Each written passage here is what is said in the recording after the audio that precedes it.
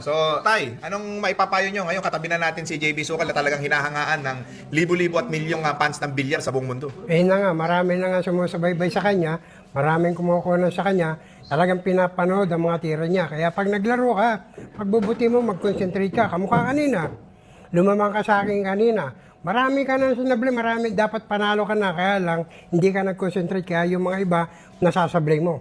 Pero kung nag-concentrate ka, talagang pinagiging mo, mananalo ka. Based dun sa laro ninyo, Tatay Efren, ano sa palagay mo ang sa laro ni JB ang dapat niyang i-improve? Yun nga, kailangan nag-ingat nga siya. Yun, kailangan talaga sa mga laro talagang concentrate na ganyan. So, isa yung magaling blessing. ang packeting niya, kahit yan. Alam naman niya kung saan niya dadalhin yung pamato. Magagawa naman niya, kaya lang siyempre, dire-diretso tira niya, hindi niya iniisip kung paano, kung may talo o wala. Pero kung talagang pag-ano mo, may tira ka, lamang ka sa labang, kamukha kanina.